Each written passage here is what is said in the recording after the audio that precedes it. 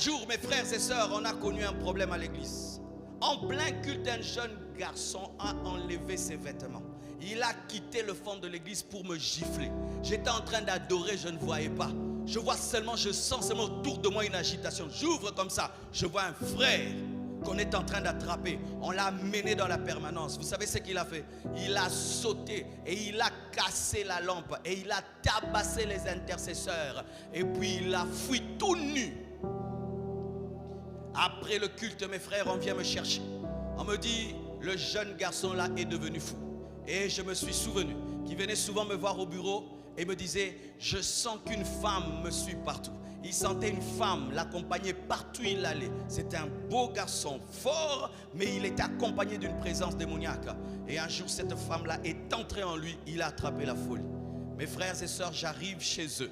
Je trouve un jeune garçon enchaîné, lié. Et il était musclé, fort. Il a tapé les intercesseurs, mes frères. Et il était enchaîné. Et tu sens qu'il est comme un chien enragé. Il suffit seulement qu'il brise ses chaînes, il vous tabasse tous. Et puis Dieu m'a dit, tu pries pour lui. J'ai prié pour lui. Et puis j'ai dit Amen. Et puis Dieu m'a dit, si tu crois qu'il est guéri, dis qu'on ouvre ses liens. Seigneur. Mais si tu crois, la foi qui déplace les montagnes n'a pas peur des problèmes. Alléluia. Ah, frère, moi j'aime essayer. J'ai dit, ok, Dieu a dit, ouvrez. La famille me dit, pasteur, tu es normal, il va nous tabasser. Ouvrez. Quand celui qui ouvre était prêt vraiment à détaler, frère, on ouvre, il reste calme, il s'assied, il porte des vêtements, guéri jusqu'aujourd'hui, amenez-les,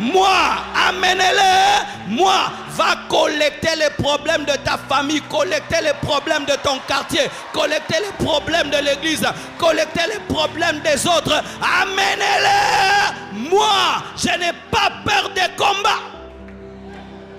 Écoutez des fausses doctrines de certains chrétiens. Oh, tu vas entrer dans les combats des autres et puis tu auras des contre-attaques. Mais les chrétiens véritables entrent dans les combats des autres. La Bible nous dit qu'on appelait les apôtres les hommes qui bouleversent la terre. Les hommes qui bouleversent la terre. Une fois que tu es intercesseur, tu entres dans les problèmes des autres. C'est une fausse doctrine. Un vrai chrétien entre toujours dans les problèmes des autres. D'ailleurs, même si tu ne veux pas entrer, tu es entré. Donne-moi la main, je vais t'expliquer.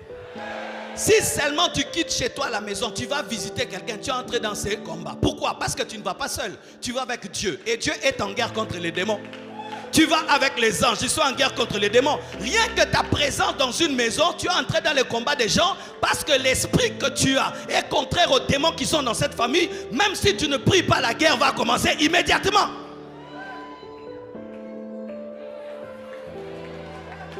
Dis à ton voisin, amène-moi tes problèmes. Dis à ta voisine, amène-moi tes problèmes. Oui, mes frères et sœurs, le jour que tu auras la foi, tu vas devenir un tracteur, tu vas devenir un caterpillar, tu vas devenir une remorque qui résout les problèmes des autres. La foi qui déplace les montagnes n'a pas peur des montagnes, n'a pas peur des défis. C'est une foi qui n'a pas peur de la confrontation. C'est une foi qui n'a pas peur du combat. Ce n'est une foi qui n'a pas peur de la guerre, mais qui se développe dans la guerre, qui se développe dans la confrontation. Paraît-il, mes frères et sœurs, que certains arbres, pour s'enraciner dans la terre, ont besoin de la tempête. Regardez ceci. Vous connaissez les alpinistes? Les alpinistes, ces hommes qui grimpent sur des montagnes. Amen. Vous allez voir que certains grimpent à main nue. Mais ils ont besoin que la montagne soit rigueuse, qu'elle ait des bosses, qu'elle ait de tout. Lorsque la montagne est lisse, ils n'arrivent pas à grimper. Ils ont besoin des bosses sur la montagne pour monter. Ainsi, les problèmes dans la vie ne sont pas là pour te bloquer, mais te permettre de monter, parce que c'est par les bosses de la montagne que tu montes. Frère, j'ai dit quelque chose de trop fort. Ne cherchez pas des montagnes lisses, vous n'allez pas monter. chercher des montagnes rugueuses, parce que ce qui est rugueux, c'est ce qui te permet d'avoir de l'accroche afin de monter. Ainsi, pendant que toi tu trouves que les bosses sont mauvaises, un véritable alpiniste bénit Dieu parce que par les bosses il va monter.